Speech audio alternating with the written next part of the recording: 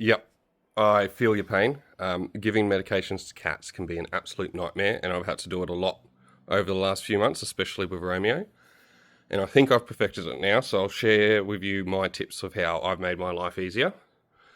So first off, I find no matter what, especially if you have a cat that does not like medications, which most cats don't, it's going to be a stressful time. So you just need to make it as quick and as efficient as possible, so that you just get it done and then you let them go, and that's it. So we'll start with pills, and then we'll move on to ear and eye medication and how I hold my cats to give medication when I'm alone. Because I've tried it all. I've tried wrapping them in towels, making burritos, and it just hasn't worked for me. And I'll show you what has worked for me. So first off, let's talk about pills. So if you've got a cat like Romeo here, he will not be tricked. I cannot put a pill in treats. He'll eat the treat and spit the pill out. So the only way I can do it is by literally holding him down, opening up his jaws, and then dropping the pill down the back of his throat. First thing I do is when I get the vet says he needs to go on medication, I ask if there's a liquid alternative, because it's a lot easier to just squirt some liquid down his throat than it is to give him a pill. But if not, I ask them if it's okay to use gel caps. So he was on one medication at a point that was so bitter that as soon as it touched his tongue, he would just start salivating and foaming, and it was horrendous. He hated it. So what I'd do, I'd chop it down, put it in a little gel cap, and then these things are great because as soon as they hit saliva, they get slimy and they just slide down the back of his throat. And I had a little syringe with a bit of water in it handy, and then I could just put a couple of drops of water in after it, and that helped push it down, and no issues, and we could get a pill down his throat in about 5 seconds. Now when it comes to ear and eye medication, or even giving pills, I'll show you how I hold my cats. Give me a second. Alright, I'll use Lettuce for this demonstration because she's the one I had to give ear medicine to twice a day for 2 weeks, and she absolutely hated it.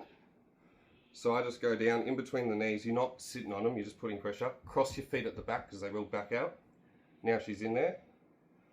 And then you can go ear, ear, rub, and then you release. For eyes, again, you can just go boom.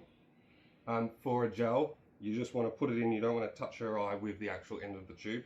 Just get it in, use your fingers to hold it open, and you just close her eye and rub it. And then release. And off she goes. And like I said, the idea is to make it as quick and efficient as possible so that she's not stressed out more than she needs to be. With that preparation, so I usually do my meds here on the floor, and then I'll have everything I need here. Caps off, syringes already full, pills out, because the last thing you want to do is have your cat on the floor ready to go and then you're trying to open up medication one-handed.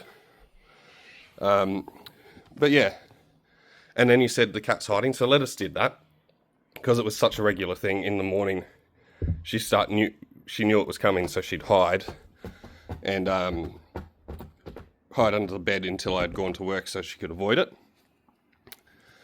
because she knew it was coming. Once I got her medication on her, she was fine and she'd just walk around, but until it happened she would hide from me.